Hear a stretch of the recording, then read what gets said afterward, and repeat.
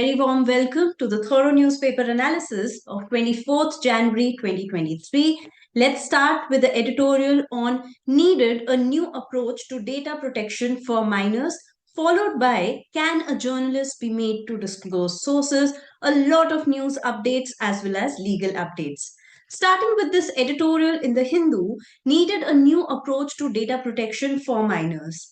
Now, the draft Digital Personal Data Protection Bill 2022 currently provides for mandatory parental consent for all data processing activities by children who are defined as any individual who is below 18 years of age. This approach is, however, flawed and has two very glaring gaps.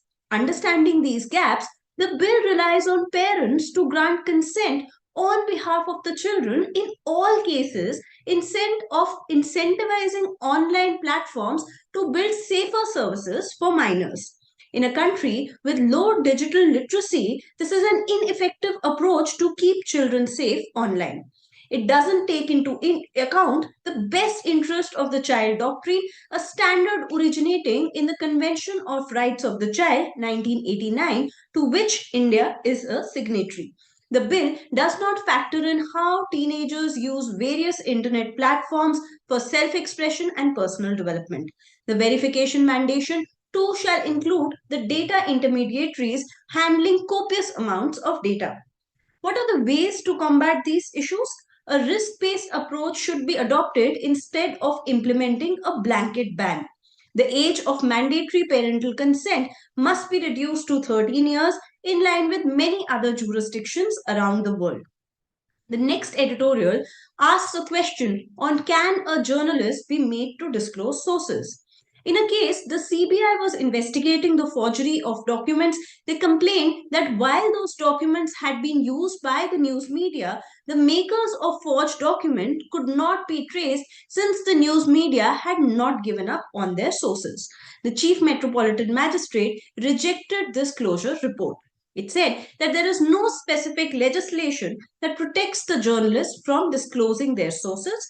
The Supreme Court, during the Pegasus spyware investigation in 2021, held that it was pertinent to protect the sources used by journalists in order to ensure the freedom of press. Under the Press Council of India Act 1978, the Press Council has the right to investigate if the newspaper in question has broken the standards of journalistic ethics. However, the council cannot source the journalist or the news media to disclose their sources. The Law Commission of India, in its 93rd report, also recommended to identify this journalistic privilege under the Indian Evidence Act. The same amendment was again submitted and recommended by the Law Commission of India in its 185th report in 2003. Coming upon the news updates, Maharashtra Government to set up Center on Chanakya's teaching. The center would be named as Chanakya's Excellence Center and will come up at Karla near Lonavala of Maharashtra. Chanakya's philosophy of law, politics, economics, finance, governance, and international relations will be taught at this center. INS Wagir, as was previously discussed in another news update, has been inducted into the Navy. It is the third submarine to be inducted in the Navy in 24 months and the 17th one to be in service with the Navy. The commissioning ceremony took place at the Naval Dockyard in Mumbai. Coming on to a news relating to women empowerment, a first for Punjab, two IPS officers promoted as DGP. Gurpreet Kaur Deo and Shashi Prabha Divivedi became the first women IPS officers in Punjab to attain the rank of Director General of Police. All the promotees are from 1993 batch of IPS officers. Bal Puruskar to 11 children. Rohan Ramachandra Bahir jumped into the Domri River in Rajouri to save the life of a 43-year-old woman who had slipped while washing clothes. He will be awarded in the bravery category. Aditya Suresh, who suffers from a rare bone disorder since birth, has become an accomplished singer performing in over 500 shows. He has been awarded in the category of Arts and Cultures. Other awarded in Art and Culture category were M. Goravi Reddy for being the youngest classical dancer to be nominated in International Dance Council of the UNICEF, Shreya Bhattacharjee, who has the record of playing tabla for the longest duration, and Sambhav Mishra, who is an accomplished writer. RBI extends deadline to renew agreement for safe deposit lockers. The deadline for renewal of agreement has been extended in a phased manner by December 31, 2023, with intermediate milestone of 50% by June 30th, 2023 and 75% by September 30th, 2023. Norovirus in Kerala, norovirus infection has been confirmed in two school children in Ernakulam. Offline classes in school have been suspended following this outbreak. Internet Archive takes down BBC documentary The Modi Question. The first episode of the documentary was taken down by the Internet Archive. The Ministry of Information and Broadcasting separately ordered the video sharing site as well as Twitter to take down uploads of and links to the documentary. Former Asian decathlon champion Sabir passes away. He was known as the Iron Man of India, Sabir Ali. He won the decathlon gold at 1981 Asian Athletics Championship in Tokyo.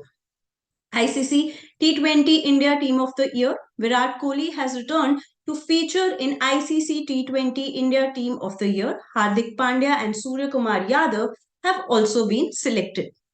UNESCO dedicates 2023 as International Day of Education to Afghan girls and women.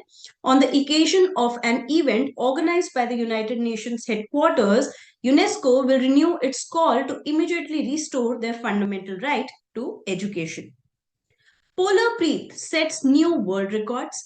Captain Harpreet Chandi traveled 1,397 kilometers across Antarctica in temperature as cold as minus 50 degrees Celsius. She set a new world record for the longest solo, unsupported, and unassisted polar expedition by a woman. In international news, Chris Hipkins set to replace Jacinda Ardern as New Zealand's Prime Minister. Mr. Hipkins was the sole nominee from Labour's caucus to succeed Miss Ardern as the leader. He said his government would be focused on helping families struggling through these tough economic times, making note of inflation and housing affordability issues faced by New Zealanders. 8th India International Science Festival in Bhopal. The theme of the 4-day festival is Marching Towards Amrit Kal with Science, Technology and Innovation. The theme of the mission is aligned with Prime Minister Narendra Modi's vision to build a self-reliant India and is also aligned with the G20 vision, which is Vasudev Kutumbakam, or One Earth, One Family. Vikram Dev Dutt appointed as DGCA Director General. He's a 1993 IS officer and is currently serving as the CMD of Air India Assets Holding Limited, that is AIAHL. He will take over as the head of the aviation regulator on February 28th upon the superannuation of incumbent DGA chief Arun Kumar. In legal updates, in the case of Fishermen Care versus Government of Tamil Nadu, the Supreme Court has allowed purse seine fishing beyond Tamil Nadu territorial waters with certain conditions. Purse seine fishing is essentially setting up a large vertical net and could catch fish in bulk, particularly fish like tuna or mackerel. The court passed an order allowing the purse seine fishing beyond the territorial waters of Tamil Nadu, but within the exclusive economic zone with conditions. What are these conditions? Only registered vessel as on date will be given permission. That is, fishing vessels registered under Section 11 of the Act. Fisheries Department will give permission to such boats only which are installed with approved vessel tracking system. Vessels will be allowed to operate only twice a week, that is Monday and Thursday of each week. Vessels who are given the permission shall leave coastline on or after 8 a.m. and shall return positively by 6 p.m. on the same day. And it shall be mandatory for the vessels to carry their identity cards. In another news update, in the case of Manubai Sendabhai Bharwad and another versus Oil and Natural Gas Corporation Limited and others, the Supreme Court held that land cannot be kept under temporary acquisition for years. It violates right to property under Article 300A of the Constitution. The court said that even to continue with the temporary acquisition for a longer period can be said to be unreasonable, infringing the rights of the landowners to deal with and or use the land.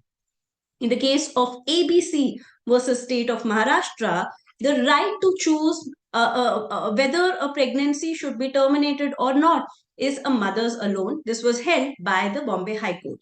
The decision to terminate a pregnancy is the women's alone after a severe fetal abnormality is found irrespective of the length of pregnancy has been held by the Bombay High Court.